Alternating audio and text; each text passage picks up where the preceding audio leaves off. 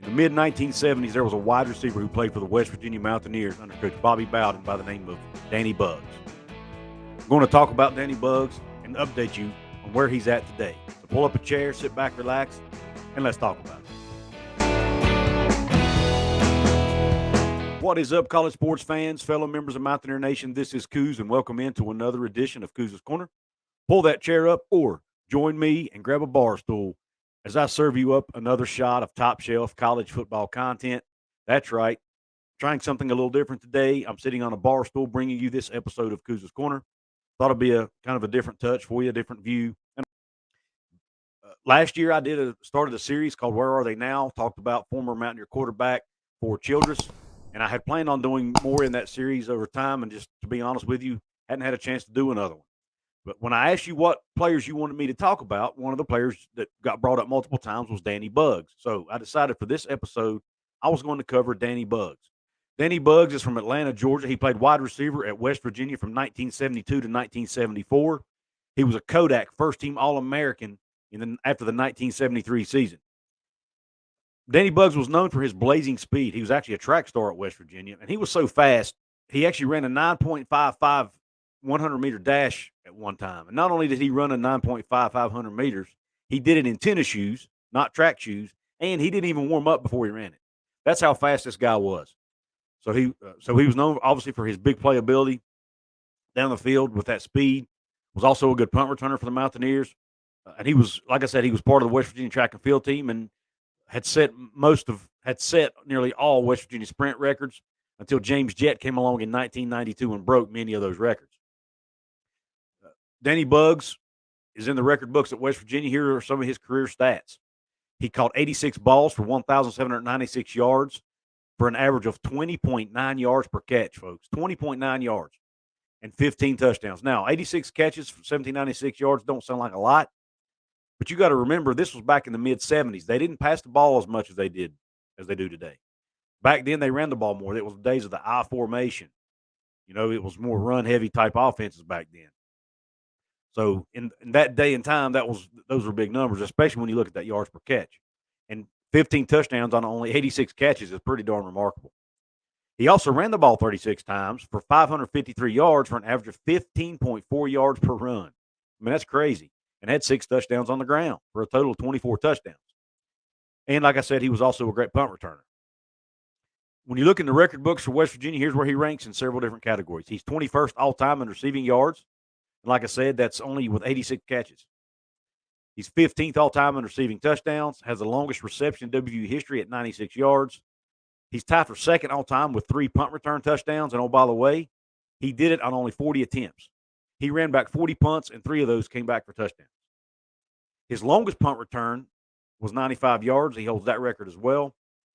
And he's 13th all-time in total touchdowns with 24.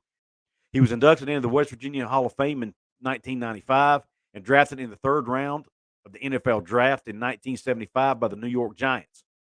He played 6 years in the NFL with both the Giants and what was then the Washington Redskins. Played 10 years total of professional football, bouncing around the CFL, USFL, and other leagues. So what's Danny Buggs doing today? Well, today he actually, and it looks like he's been doing this ever since he got out of the game of football, but he's running a nonprofit organization called the Winning Circle. It's part of his Danny Buggs ministry organization. So he's a minister running a nonprofit organization called the Winning Circle. And when you look on his LinkedIn page, which I'll pop up on the screen for you here, you can see he's been doing that for 35 years. So it looks like he's done it ever since he left the game of football. It's a nonprofit in the inner city of Atlanta that helps kids through sports. They hold camps, community outreach events, mentorship programs, and etc.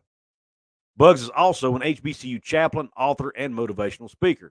And I'll put links to the Winning Circle website, or to his ministry website, rather, in the description box of this video, so you can go check out what Danny Buggs is up to today.